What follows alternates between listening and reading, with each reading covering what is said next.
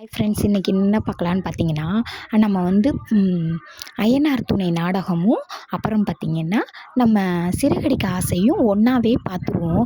ஏன்னு பார்த்தீங்கன்னா, சீரியல் வந்து 2 தனித்தனியாக போடுறனால உங்களால் தொட்டு பார்க்க கஷ்டமாக இருக்கும். அதனால 2 சீரியலையும் ஒரே இதில் பார்த்துருவோம். பார்ப்போமா? வாங்க பார்க்கலாம். இப்போ நம்மளுடைய சிறகடிக்க ஆசையை பற்றி பார்ப்போம். சிறகடிக்க ஆசையில் என்ன நடக்குது அப்படின்னு பார்த்தீங்கன்னா, மனோஜுக்கு காசு கொடுக்கணும்னா இவர் சாந்தி முகூர்த்தத்தை முடிக்கட்டும், இல்லைன்னா இவர் காசை வாங்கிட்டு ஓடி போயிடுவாரோன்னு தோணுது அப்படின்னு அந்த அம்மா நினைக்கிறத அந்த ஜோசியர் இருக்கார்ல, அவரை கூப்பிட்டு அவர்கிட்டையுமே பேசுகிறாங்க.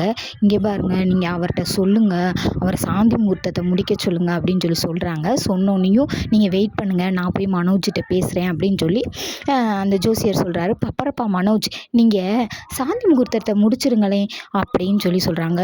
நான் சாந்தி முகூர்த்தத்தை முடித்தா நம்ம எல்லாரும் போய் போலீஸ் ஸ்டேஷனில் உட்காரணும், பரவாயில்லையா அப்படின்றாங்க.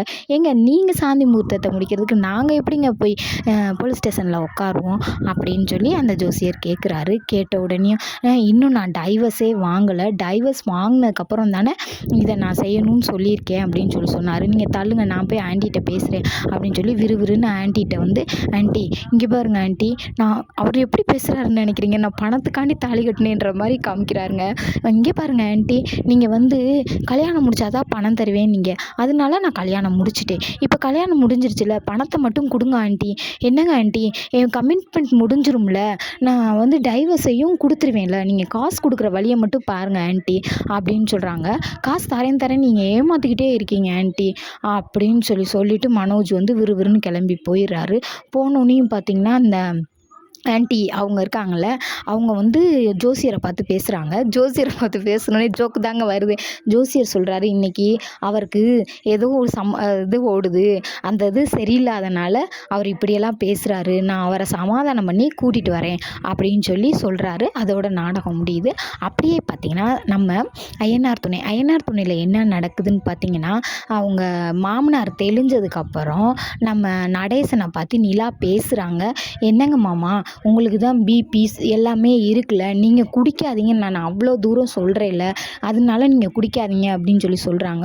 சொன்னோன்னே அப்புறம் நடுவில் வந்து நம்ம சேரன் சொல்கிறாரு, ஏப்பா நாங்கள் இப்படி எத்தனையோ தடவை எங்கள் அப்பாட்ட சத்தியம் வாங்கிட்டோம், எங்கள் அப்பா கேட்குற மாதிரி தெரியலை, நீங்கள் வந்து வேஸ்ட்டுப்பா நிலா நீ பேசுகிறது அப்படின்னு சொல்கிறாரு. இல்லை நிலா, ஓ மேலே சத்தியமாக நான் குடிக்க மாட்டேன், இவ்வளோ தூரம் சொல்லிவிட்டு நான் குடிப்பேனா அப்படின்னு சொல்கிறாரு நடேசன். சொல்லிட்டு போயிட்டு சாயந்தரம் பார்த்தீங்கன்னா அதே மாதிரி ஊற்றிட்டே ஊற்றிட்டு வந்தானே சேரன் அண்ணனுக்கு ரொம்ப மனசு கஷ்டமாக போயிடுது.